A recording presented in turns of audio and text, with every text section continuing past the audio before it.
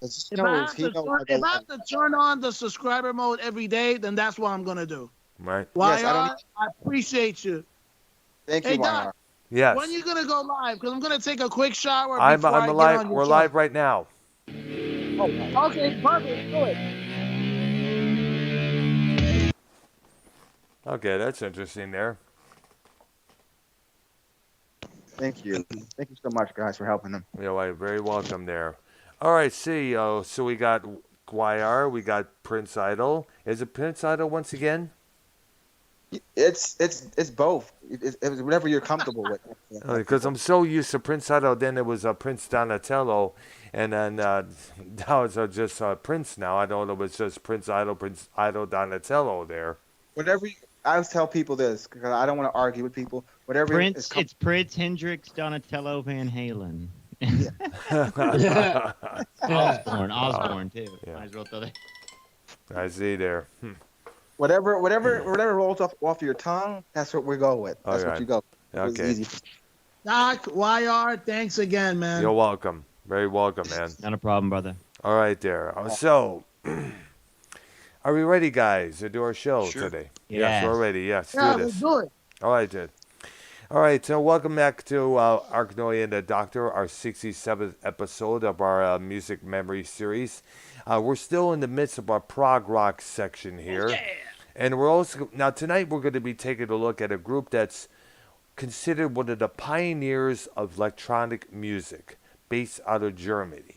These guys have been around since 1967. They had many lineup changes.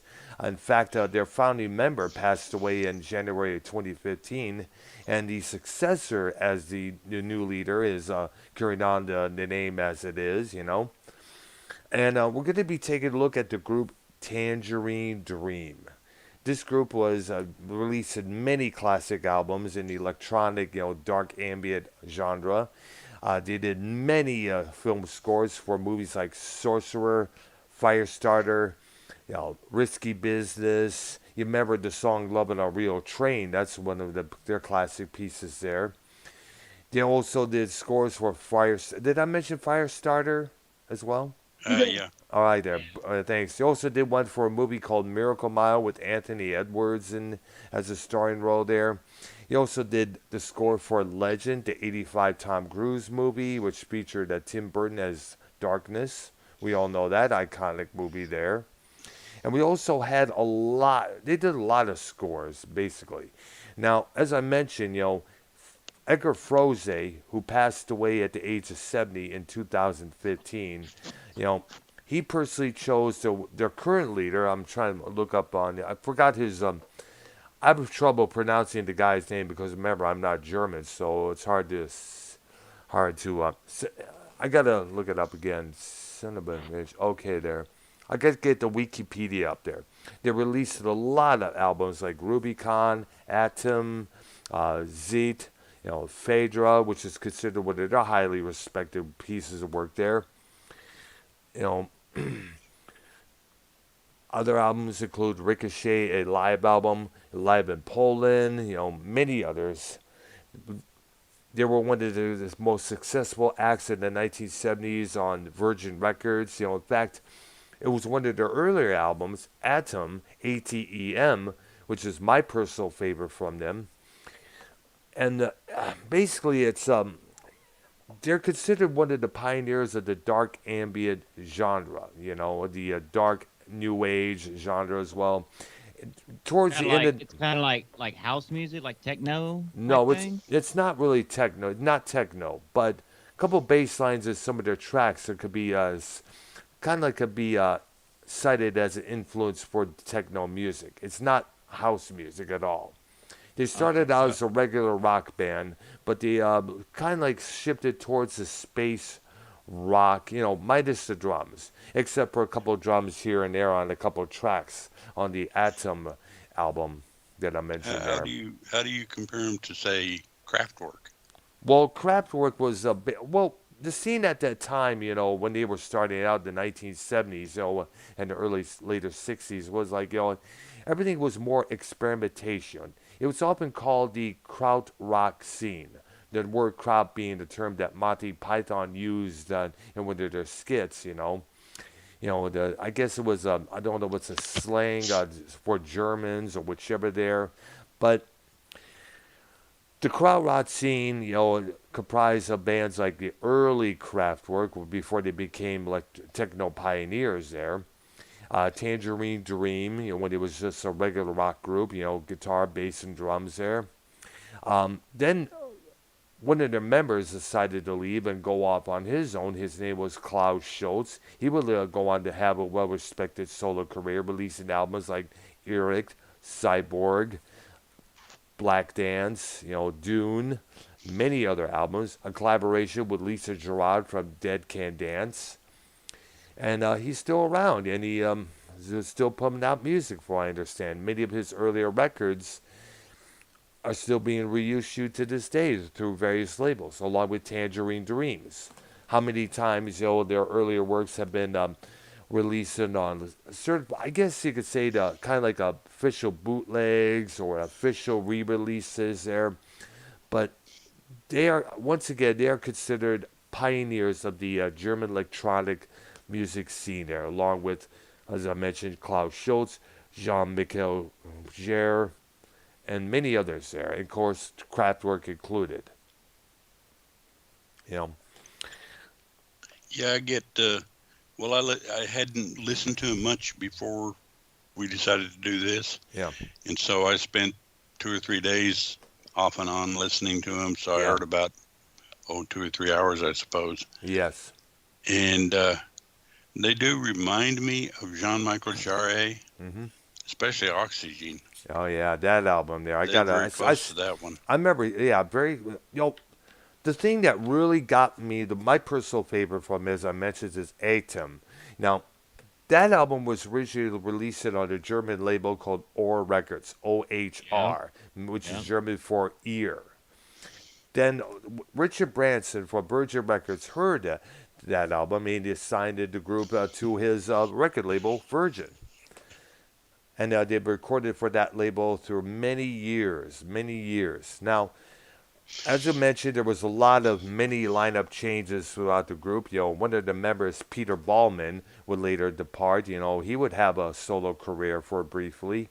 Who's the Asian lady? Who's that Asian lady I was asking you about? I don't really know. There's so many members you don't even know there. In fact, up until about 2015, Froese was the only original member left, The current lineup is Thorsten Quashinging, if I'm pronouncing his name correct, and he was named the chosen successor and the current longest-serving band member. He joined in 2005. He is joined by violinist Hoshiko Yamen, who joined in 2011, and Ulrich Schanaus, who joined in 2014 as well, and newcomer named Paul Frick, who joined it last year. They're considered a pioneering act in the electronica music genre. Their work within that label there, along with Ohr Records, produced albums that have a massive role in the development of the German musical scene known as, Cosmic.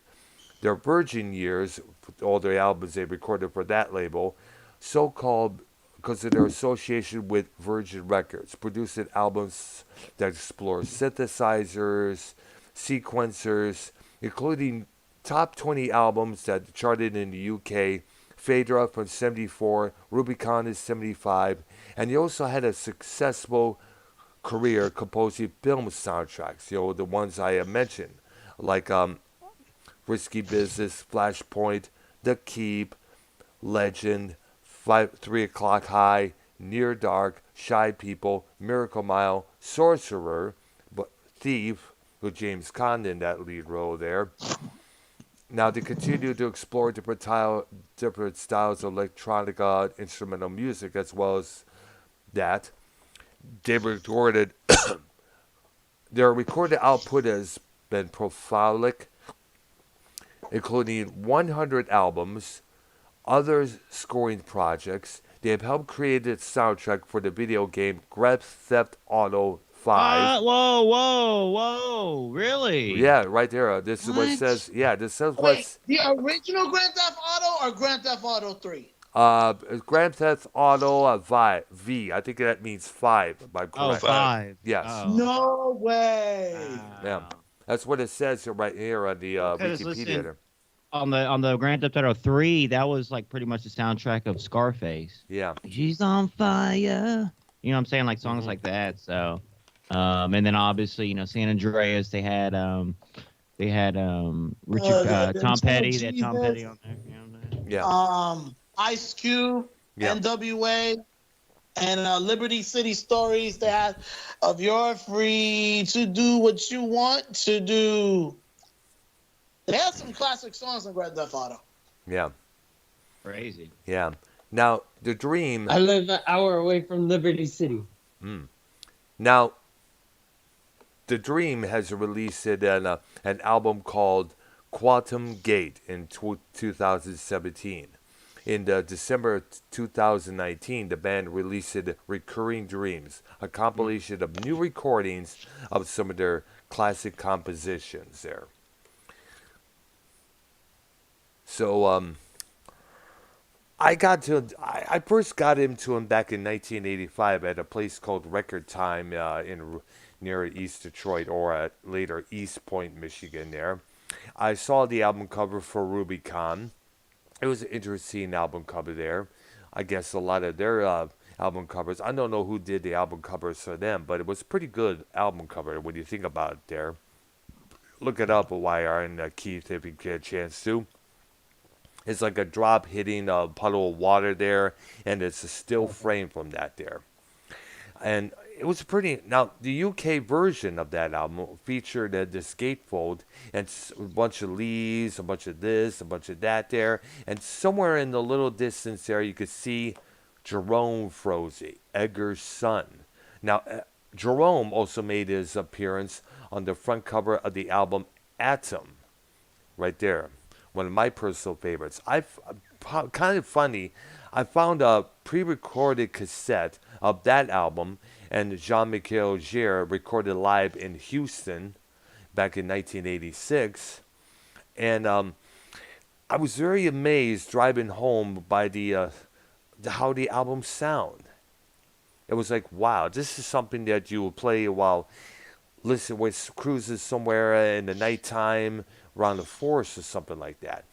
Now, I would often at times afterwards drive around Belle Isle in Detroit, playing that album.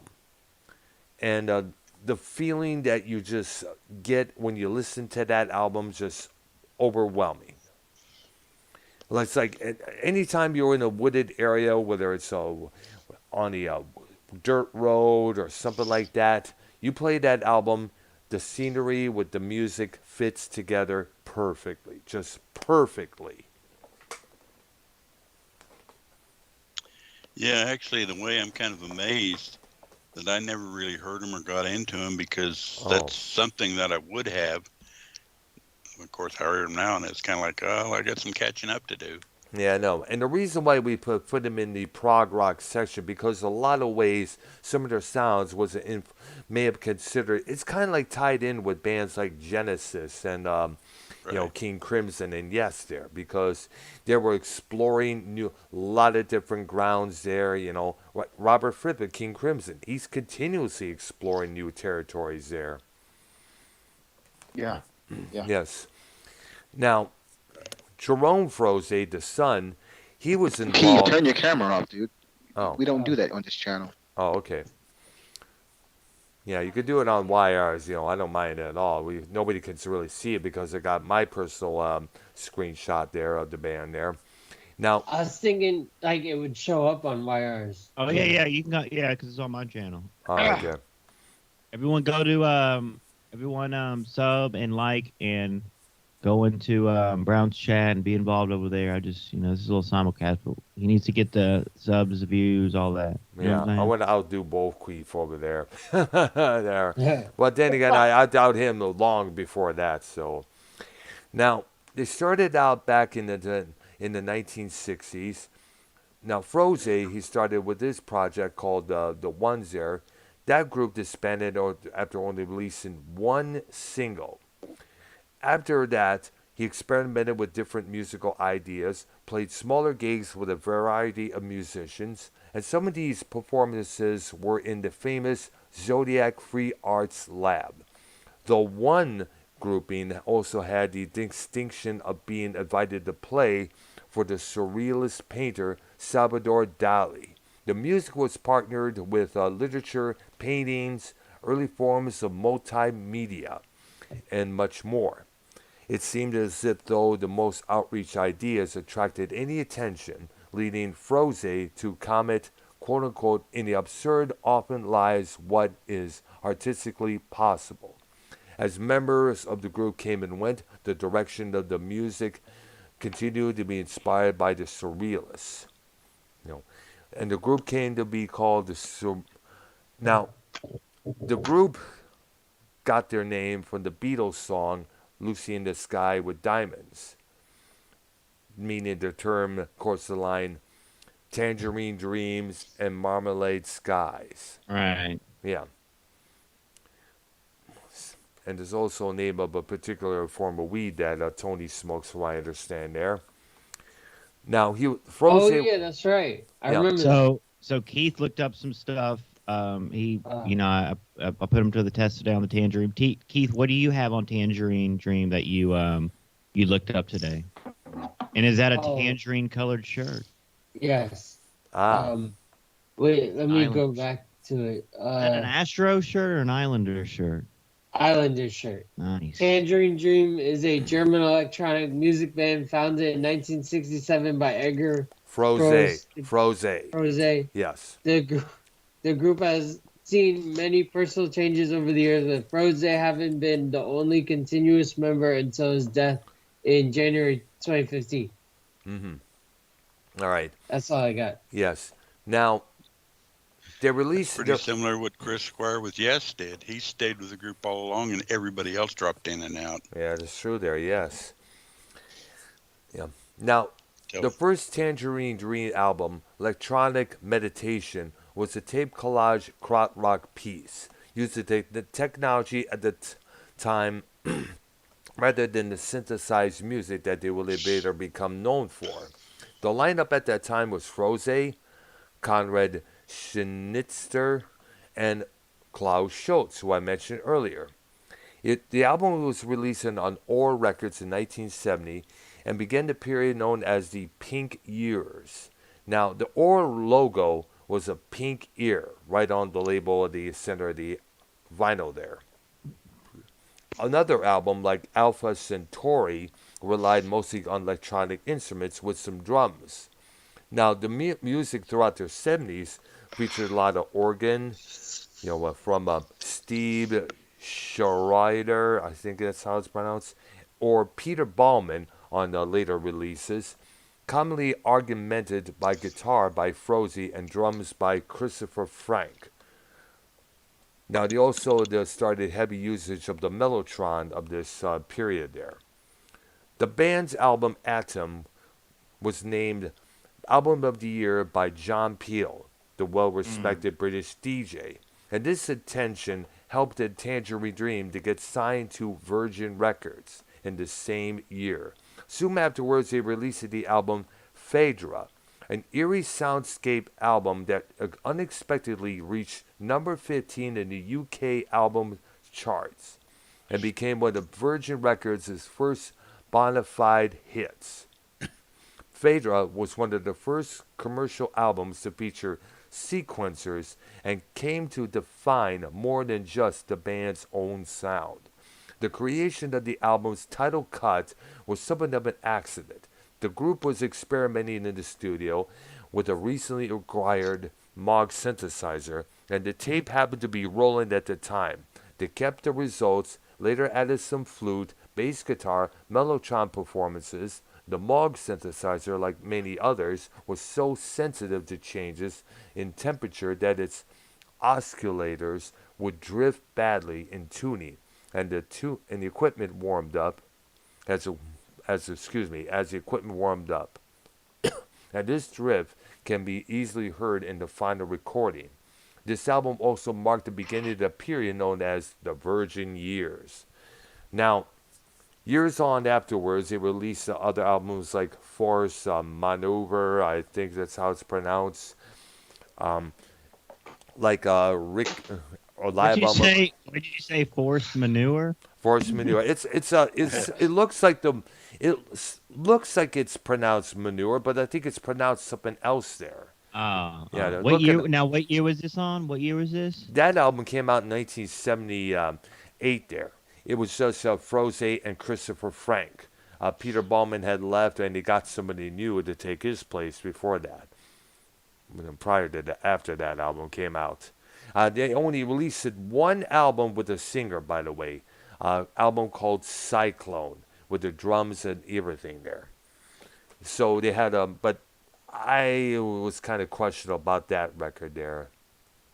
Now, their live performances was usually simple by modern standards. Three men sitting motionless for hours alongside massive electronic boxes zest-tuned with patch chords with a few flashing lights. Similar concerts were even performed in complete darkness, as happened during the performance of York Minster in October 1975. As time went on, technology advanced and the concerts became more elaborate with visual effects, lighting, lasers, pyrotechnics, and projected images.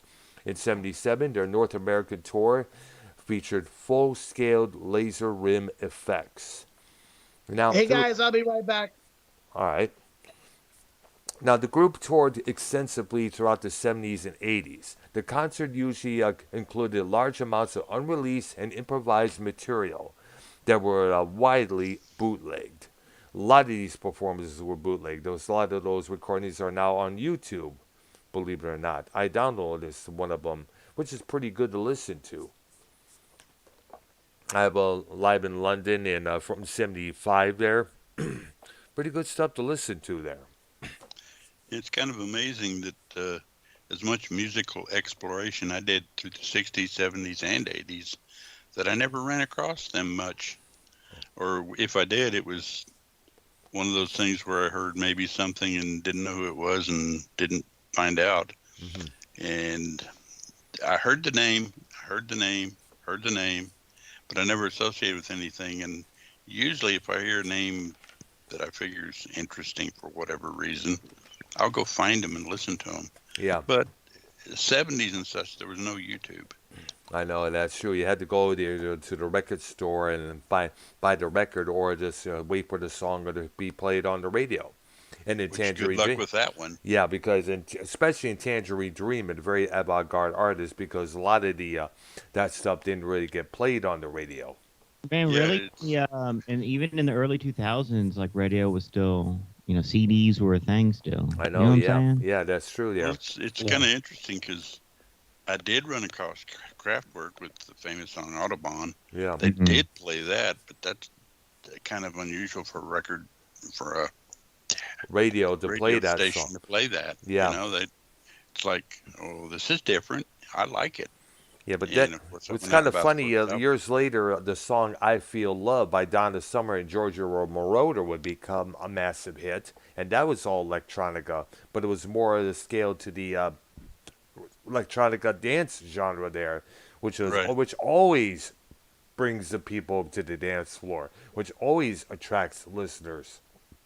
But honestly, a lot of the early prog groups and unusual groups, you might say, never got played by regular radio. You had to find one of those underground stations. Yeah, like the college stations, like they would play early Pink Floyd before Dark Side of the Moon became a massive hit. What about internet radio? Because we know XM Sirius came out. Was out. Well, actually, we're talking about the times in the 70s. Internet. Back then, there was no internet. This is way back then. And even in the early 80s there, you had to rely on underground.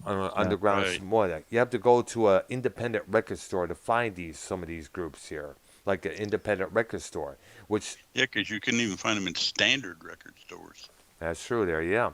Same thing like Harmony House. Well, I remember stores like chains like Harmony House, Sam Goody, Music Land, some of that's mostly Harmony House had a lot more of that stuff there. I remember there was a records, what was it called? Record Stop and Record Time. They would have a whole bunch of used and new releases there all together there. Doctor, Yeah. you know FYE? FY, FYE? FYE. It's a record show. It's a, music show. For your Yes. entertainment. There was Yeah, one they sold, yeah. they sold CDs, DVDs, CD players, the MP3 players. Yeah. Are there any? They started going out of business in 2009. Oh yeah, because the one I remembered was back in I think may have been the Lakeside Mall in Sterling Heights, Michigan. They had everything music, CDs, cassettes, music equipment as well, like guitars, straps, everything. A little bit of keyboards here and there, Yeah. Yeah, you can't go to your local. You never could go to your local Kmart or Walmart or anything like that and find anything beyond the top hits of the day. Yeah, that's true there. Or especially in with stuff like Myers or Targets or Walmart's there. Well, mostly Walmart now basically is mostly current stuff and a little bit of classics here and there that we all know like the back of our hand, and that's mostly on vinyl. Little section of CDs, like little dinky little section of CDs, believe it or not. Yeah. We have, I don't know if you guys have them up there or in the areas you're in. We had some Best Buy stores that used to sell some pretty big collections of CDs and such, but they've kind of scaled back too. I know. Now it's like I said, it's mostly vinyl. Vinyl's big again. I would never buy vinyl. The best way to listen to music is CD. Really? Nah, the best way to listen to music is YouTube. Digital, Chris. No, never mind YouTube, because mostly CD, YouTube, bro. was mostly YouTube. You only concentrate on the hits, the thing that's trending. The best way I'm talking about the sound. I'm talking about sound. Yeah. Like sound is through a CD. That's the best way to listen to music. Not a record because of the hiss. But I mean, that's cool or whatever. Yeah. But at the end of the day, a CD, it's digitally fucking. You know what I'm saying? That's true. Yeah. When you listen to MP3s and shit, that shit is it's not as like pristine as the real recording. You know what I'm saying? Because most of my music. What about cassettes? I was massively big on cassettes throughout the 80s and 90s there. I didn't have a CD. I didn't start buying CDs, but I did bought a lot of CDs, but I didn't have a CD player in the car, any of the cars that I was driving at that time. So I would record the CDs onto cassette and play them in the car there. So where's Lakeside Mall at? it was in Sterling Heights, Michigan on Hall Road. Record Town. Someone's saying in the chat, Record Town. You ever heard of that place? I think I have. Where's that located? Like it said, Lakeside Mall. The person says in the chat, Mr. Shaft. Oh wow, is Stream Shaft? Hey, is Stream Shaft from Michigan himself? I think he is. All right, nice. My home state. In the 90s, I'll get blank cassette tapes and record songs from the radio onto the cassette tape. I used to do that back in the 80s, early 80s, around 82, 83, 84. Well, I kind of did. Keith, I kind of did that. I'm sorry. I kind of did that myself. It's Vaseline. All right. Keith, wipe that shit-eating grin off your face. Now back to the dream here. Now, Tangerine Dream did come out with some vocals on a couple of their on one of their albums and a couple of their tracks there. There was a song they did with John Anderson of Yes on the for the Legends soundtrack, and 78's Cyclone featured a singer whose name I don't know there. Now, Tiger and Undercover Chapter 1, there has been a few vocals on the releases there. I listened to the song Cyclone today. Cyclone. The whole album or the Baby Bash. By who cares? Okay. Who cares about Baby I'm here, Bash? guys. Yeah, all right, Not good. to interrupt. I'm here. All right, there you I'm are. just taking notes. I'm taking notes. I'm watching Raw and I'm listening to you guys. I'm always taking notes on Raw. I'm doing my job. Doing my job. Oh, I'm yeah. always working on the Oh, yeah. I clock. think it hasn't started yet, if I'm correct there. Yeah, it's about 1 minute to 7.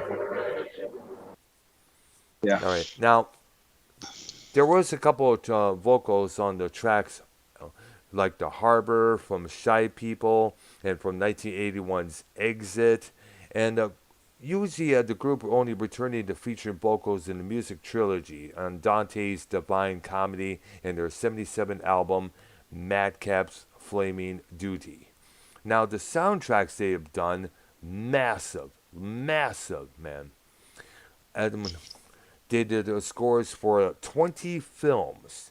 This has been one of the interests for Froese since the 60s, when he scored an obscure Polish film, as well as appearing as an actor in several German underground movies. He made the score for the experimental film Never Shoot the Bathroom Man. Now, many of the group's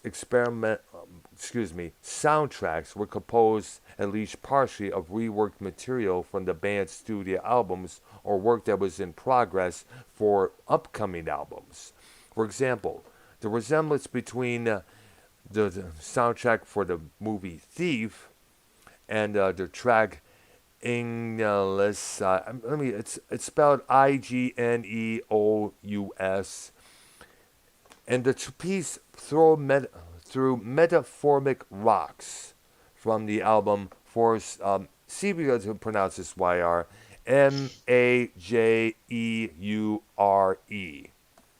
Majeure. Majeure, force majeure. Thank you. I always said it. The word is spelled like it's spelled like it means maneuver or something like that. Now, their first exposure on U.S. television came when a track for the then-in-progress album Le Parc, P-A-R-C, was used for the theme for the TV show Street Hawk.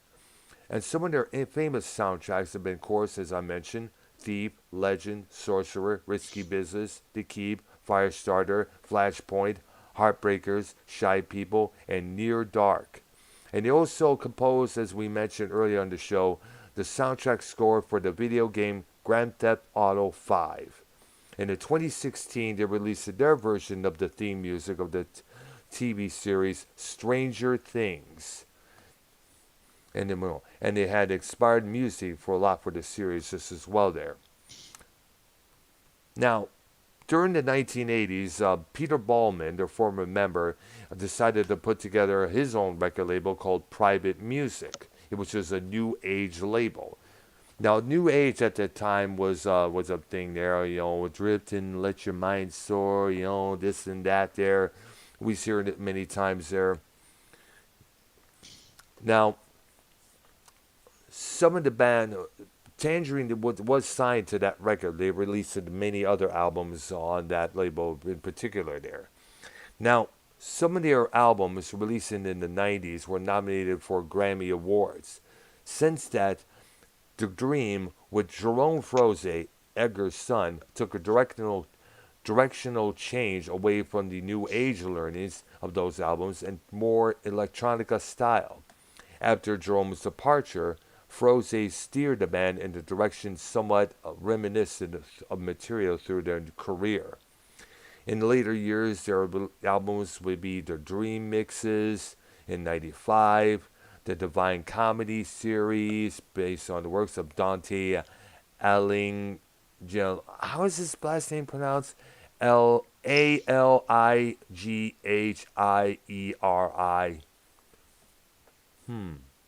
I hate it when that happens. Liggery, I guess. I think so. Maybe so. Sounds like a Liggery. I think there. Now, they also did. What was it? I'll help you. What was it? His name was Dante Alighieri. I. Oh, Alahidio. I think it's Spanish. All Alahidio. right, there. Thanks.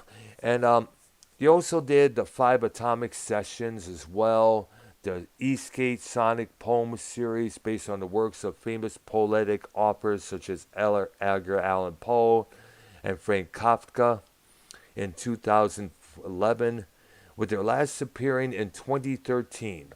Also in 2007, they released a number of EPs such as Cup Disc, Cup Disc. That's something there. Yeah, it's interesting how many artists have used Edgar Allan Poe. Absolutely there. Because you got these guys. Of course, the first Alan Parsons project was Tales of Mystery and Imagination. Edgar Pretty Allan much Poe. Absolutely. Yeah. And then Nightwish song Poet in the Pendulum is kind of based on Pit in the Pendulum, which is now Edgar Allan Poe story. Yes. Now, Froese, by the way, also released a couple of solo albums on his own on the side there. One of them I had on old vintage vinyl called Aqua, which is a pretty good album to listen to there. Now, his son, Jerome, had released a couple of singles under the name TDJ Rome, which are similar to his work to the Dream Mixes series. In 2005, he released his first release, Neptunes, under the name, his real name, Jerome Froese. In 2006, Jerome left the Dream to concentrate on his solo projects. His second release, Shiver Be Timbers, released in the 2007 there, and his third, Far Side of the Face, was released in 2012. Beginning in 2011, Jerome joined it with his one of the former members of Tangerine Dream, Johannes Shamongling, I think it's pronounced, and keyboardist Robert Waters to perform the group Loom, which plays original material there. Oh my God, the Red Sox just scored again. It's 4-0. 30. If they win, they go on, right? Yeah. Yeah. To the playoffs. I think so, and then they're in the playoffs. And then we go on to the next bracket. And then they face the Astros if we win tomorrow. Nice. But we the get Astros cleaned up. No, we lost last night. Oh wow. They're gonna play today, but they had a rain delay, so they're gonna play it tomorrow. It's more rounds. All right. I see there. We'll get it. We'll win now. All right. Now, Froese. I'm just real happy that just commenting on that real quick. All right. That I'm pretty much happy with the teams that are in there. I'm just glad the Yankees didn't make it. Yeah. All right, there. Now, as we all mentioned on top of the show, Edgar Froese died suddenly in Vienna on January of 2015 for what is called a pulmonary embolism. Yep. Yes. Pulmonary embolism. Right. I'm not too sure what that is. Was that a condition? I think it's a heart thing, but I could be wrong. Let me look it up here. Let's see here. Now, I should probably look it up later on here. I'm going to get to the you would details. think I'd know all the medical conditions. I've pretty much been through most of them. All right, there. Let me get this here. So, Patch Keith in the hat. It's a blockage of an artery in the lungs by a substance that has moved from elsewhere in the body through the bloodstream. Symptoms of PE may include shortness of breath, chest pain, breathing in, and coughing up blood. Yeah, wow. Now, the group's remaining members, Schunhaus and the Yamin and a Bianca, what's her, let's see her. Damn, I hate it when they, I wish they give us some names that we can pronounce, because then again, I'm not German, so I don't really know there. Then don't worry about it. I know. They're probably over there having trouble with Smith and Jones. Yeah, no. Wish these English people come up with names like ours. Yep. I know. Wait a minute.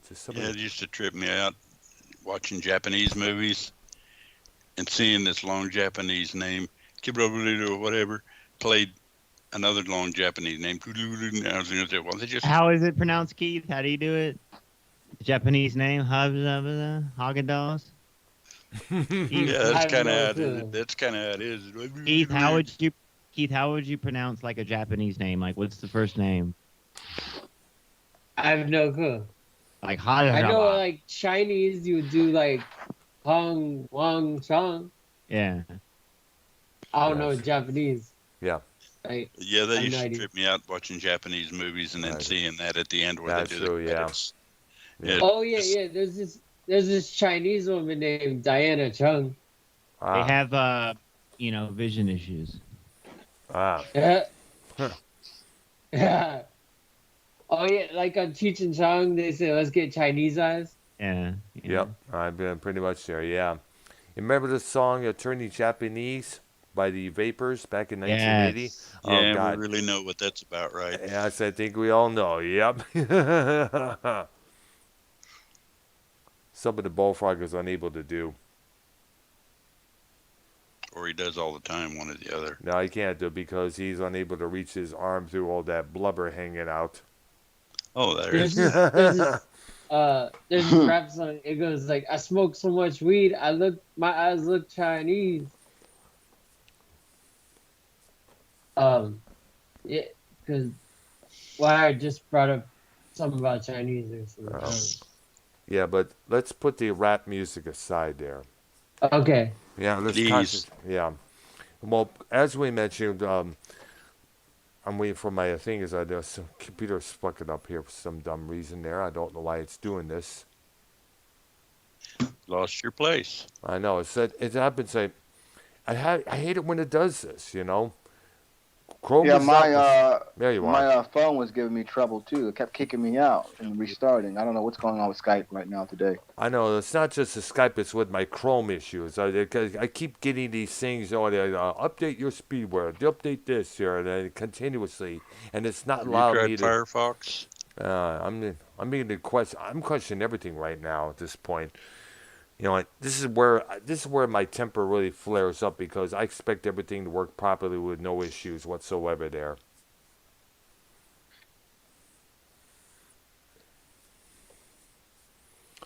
I got to give it a while. I'll let you guys say something while I wait for the shit to come up here. Yeah. What do we need to talk about there? Because he covered everything I know about Tangerine. There we go. The thing Tangerine is back. One of the pages is back. Thank goodness there. Now, as we know, they released it since Froese, basically Bianca ACQUAYE.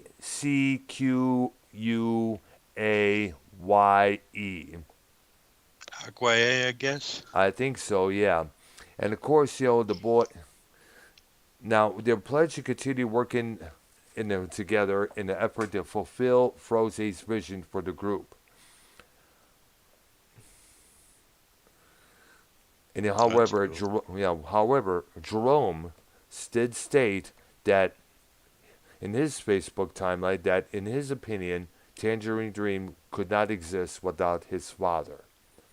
Now, the new Tangerine Dream played at their first show following Froese's death on June 2016 in Poland. And in September of the following year, they released their new studio album titled Quantum Gate, celebrating the 50th anniversary of the band's foundation. And it's based on ideas and musical sketches by Froese himself there. It was completed by the remaining members of the group. And in January of last year, they re-released their 2019 album, Recurring Dreams, as an 8-track collection of new recordings of some of their classic tracks there. Worldwide through a label called K-Scope.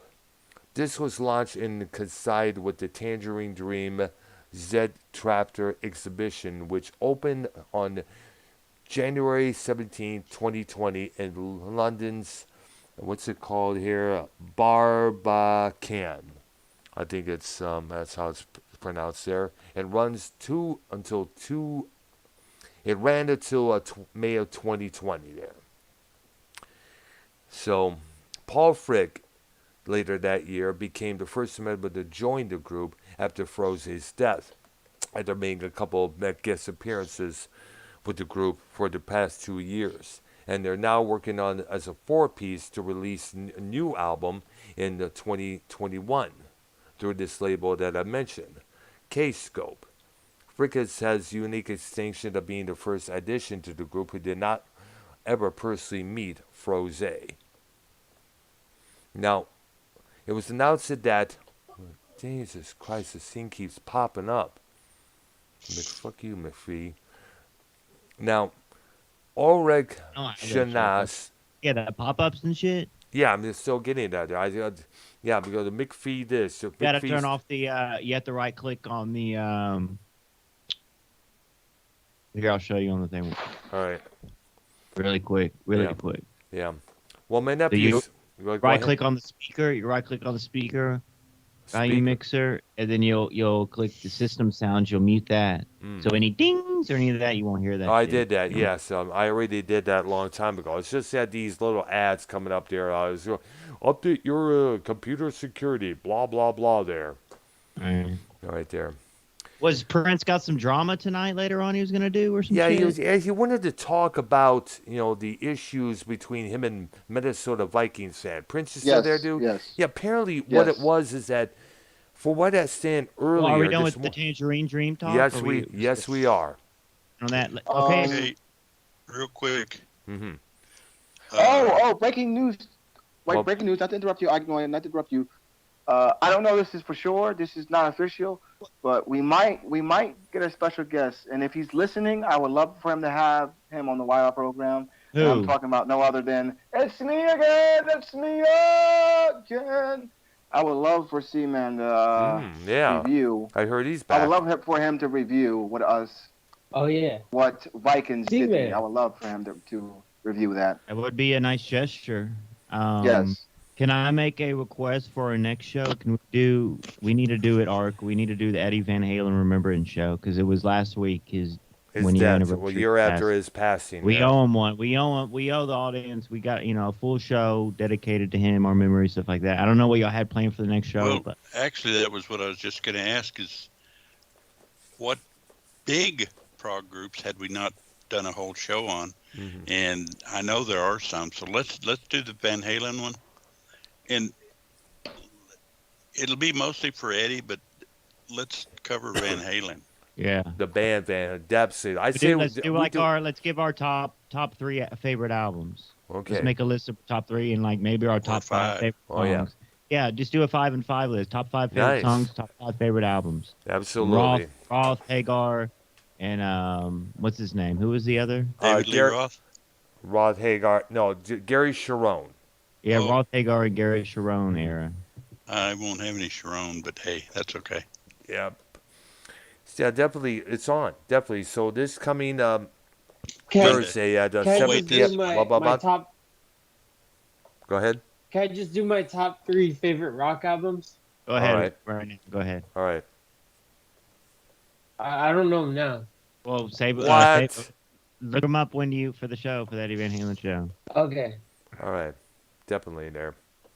Well, it's already pretty hard when you think about it, come up with a top 3 for rock because, I mean, There's my so many good gosh. ones. There's so many good ones there. Album? I know number 1 already. What would your number 1 be? I'll throw- Everclear, so much for the afterglow. Yeah, fuck that. Yeah. Oh, and I know number 2, Linkin Park Hybrid Theory. Well, you're in luck. Your list will be different from mine. Very, very. My list, especially mine, is just as well there. On a top 10 list, I'll throw out Painkiller, and that's not even my favorite Judas Priest Album album, but that's a really good. there. Damn Yeah. good I'm album. pretty sure my list would be totally different from you guys because, hey, let's face it, I'm 70 years old. Come on. Yeah, Yeah, but that's listen, true. I was listening to some Rolling Stones today. I'm gonna start doing. There's a couple songs I want to learn on guitar. Jumpin' Jack Flash looks pretty Oh, easy. yeah. But you know what I'm saying, and I might go see. They're gonna be in Texas soon. Yeah, nice. I have to go see them. Because tickets really. Jumpin' Jack. All right. So it's official. This Jumpin'- coming Thursday will be Van Halen, our tribute to Eddie. I'm gonna do it good. Jumpin' Jack Absolutely. Flash is my I'm favorite for it. Rolling Stone song. Really? Really, it's Yeah. not mine, but I like it.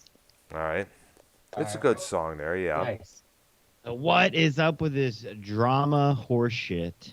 Yeah, Or let's whatever. no, sorry. So let's get to this bullshit. Now, Prince Idol called me earlier this morning about 7 a.m. and he saw one of the video I did last night, and he said he wanted to contact me, talking about Minnesota there, and this thing that he claimed that Minnesota said the N-word to Prince there. And now he's also stated, if I'm correct, that Vikings He's tried to trying apologize to him. to. Yes. He even tried to apologize to me when I was on the Wire program with Ken. Ken was like, "Dude, just let him apologize." I said, "No, give me some time to cool down." I mean, I it's would too have. late. It's too late for him to apologize to me. He shouldn't have been apologizing to me. Why am I waiting for an apology now? He came at you like an asshole, but you did say he said the N-word when we don't have any proof yet. So. Yeah, because he's trying to apologize for me. I said, "Dude, you're saying." He People, needs. hold on. Let me finish. Go He's ahead. saying to people that he didn't say it on his channel. But dude, you did say it because you're apologizing to me, and you keep on saying, "I'm sorry for attacking you. I'm sorry for using that horrible word towards you." Dude, don't sit there and private call me on Skype talking about, "Oh, I just want to apologize and throw it." No, I don't want it water on the bridge. It's far too late for you to apologize to me. You're just scared because I exposed you for what you did. That's why you want to apologize, because Ken said, and I quote, that he was going to talk to him about that. So that's the only reason why you want to apologize to me, because now that I throw him under the bus and exposed him for what he did, now all of a sudden he wants to come with an apology. No, dude, you shouldn't apologize to me the day that you attacked me. So that's why I don't want an apology from him. Well, can we get Ken on the line by chance there, YR, and anyone? Is he available? Or is he still in Boston? I think Ken's on vacation. Oh, yeah. Still in Boston, obviously, there. Because we need to get this whole... Well, it would I'll throw him in. I'll throw him on here. We'll throw him on here. All right. Throw him on. Because, because remember, we played. We did. Yes, we did. And it was on my stream that he came in coming at you like he did. But I never heard the N-word. And I was also listening to the Friday Night Live Fire when Minnesota first started his shit. And I didn't think I heard the N-word being said there. So it must have been somewhere else on his channel, I think, from what I heard, right? But he was saying on the Wire program, I don't remember him Prince, doing that's that. one thing that we pride ourselves on this side of the community, the FMN side, the C-Man side, the YR program side, is clips. Clips. You gotta have the clips. Yeah, and that's pretty much proof. Yeah, we need to hear it. Clips out of context, that doesn't count, but we need, at least a good context-full clips of the proof. And that's the proof of the context of the clips, because the proof is the clips and the clips is the proof. You know what I mean? Yes, I know what you mean. Yeah. DJ! I mean, I Real gave the life clip. keys. You guys were saying you didn't see on recording. Because I know it's interesting. Minnesota went live on his channel last week, and he was playing the what you were saying, Prince, there, and he was responding like, "You fucking bitch! I never said that. This and that there." And this is. I mean? We see what he called me, you fucking bitch. And then you guys look at me like I'm the stupid idiot by saying Prince, I don't believe he called you the N-word. But dude, he just called me a fucking asshole and all this other stuff. That's but true. Yeah, he did. Yeah, he called you a bitch. He called you a fag. He called you everything else. It's like, well, what the fuck, I want to know why he came at you like he did. That's the thing. Just out of the blue. That's my question. Exactly. He's jealous that Prince Then, got like this. I try to confront him on the one thing I didn't like. He's going to sit there and say, I didn't say that, you asshole. I didn't say that. I said, look what you're doing right now. You just added more receipts to what you just said to me before. He wants to be in Prince's spot right now. Who? Minnesota Vikings. Vikings. You don't know nothing about. You don't fucking get on camera and dance and fucking know music like Prince and fucking like Prince is a fucking star, dude. The fuck? Yeah. Yes. Minnesota's Minnesota's not even a cloud chaser, bro. He's this fucking slug. He's an old slug with 8,000 heart attacks. Who cares? Ooh. Fuck him. He's one fucking Big Mac away from a fucking coronary. You know what I mean? He's fat. Scumbag. But he's no good. He's bad news. And Prince, you know what I'm saying? You did the right thing by not falling for his bullshit, because guy's pretty malicious. Made me and multiple other people change their phone numbers. To keep apologizing for his actions. You don't have to keep saying Prince. I'm so sorry. What are you saying sorry for? I'm agreeing with you that you're not going along over it because, bro, Dr. Earl's not even fucking with him right now because he was, this dude was a dickhead to Brown and him and Brown. Remember, he said that message that I mentioned saying I unsubbed from your channel and won't be watching no more. I saw you went right over to the YR stream. After it happened, I heard what you said. You don't have to worry about stepping back. I'm out. Good luck to you. That was his message to me after when I appeared on your show, YR, to address what the Vikings did to Prince earlier that night, that one Thursday evening. Right. Yeah. I didn't even you could still work with him and stuff, but if he treats you like that, I'm stepping back from him because for a while there, I don't hate the guy, but still, he's got to, it just wasn't right, He doesn't appreciate you. I appreciate you. I appreciate art. You know what I'm saying? He literally interrupted he literally calls in for no reason just to do that. So I would be mad too. I don't blame you, Dr. Earl Brown. Yeah, exactly. I mean, Ark was pissed. Ark was pissed off. He was really pissed off that he did that.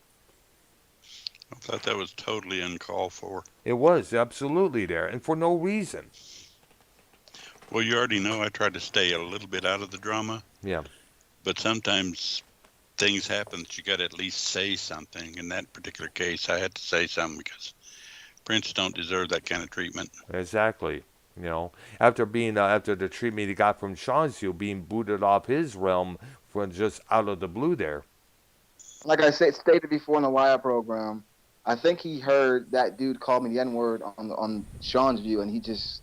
Okay, I'll admit to this. I didn't do anything about it because Sean told me don't worry about it, okay? Don't worry about it. It's over and done with. It's been reviewed by C-Man. It's over and done with. You being called the N-word 8 times, it's over and done with. Water on the bridge, move on. And that's what I did.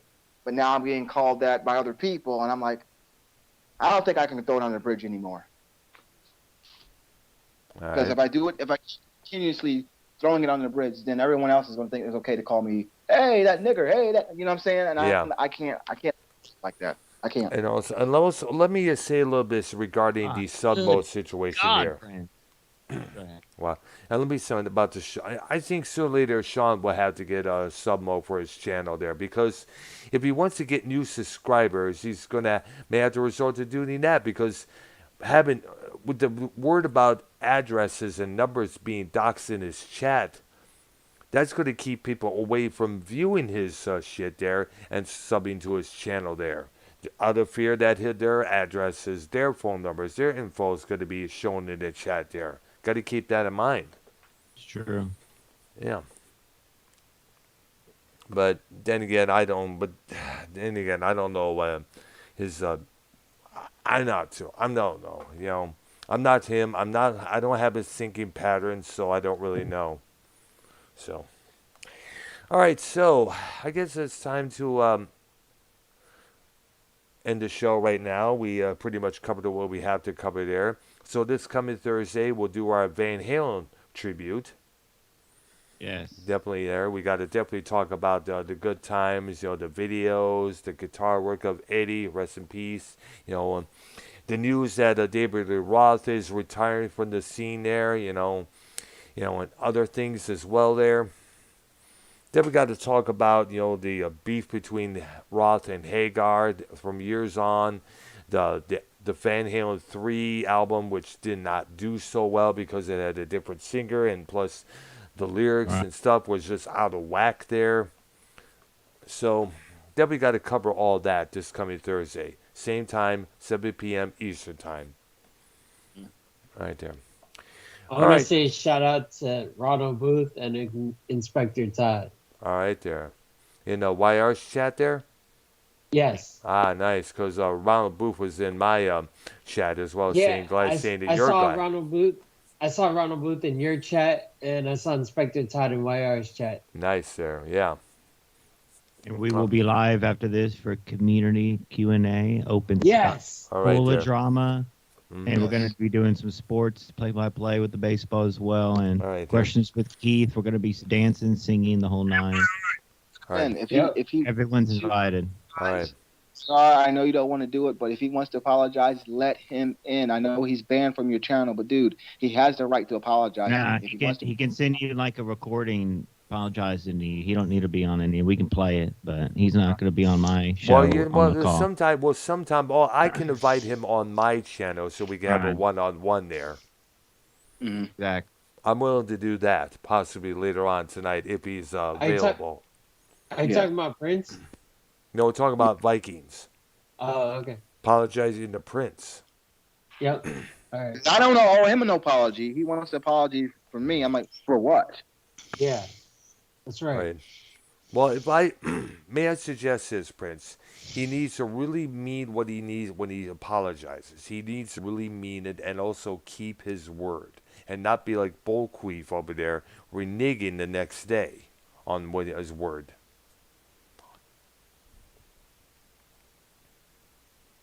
So that's pretty much it. All right, I think we'll let it go for now there until this coming Thursday Yeah. there. I guess I got some stuff to take care of here. I'm going to get that stuff done there. YR, thanks for being back on. Yeah. Prince Ido as well. Keith, glad Yes. you're along for the ride just as well. And shout out to Thank you, you. Arknolia. For Arknolia, YR, Keith, Prince, myself, you guys have a good Monday evening. Thank you, my brother. All right there. Alrighty. Bye-bye.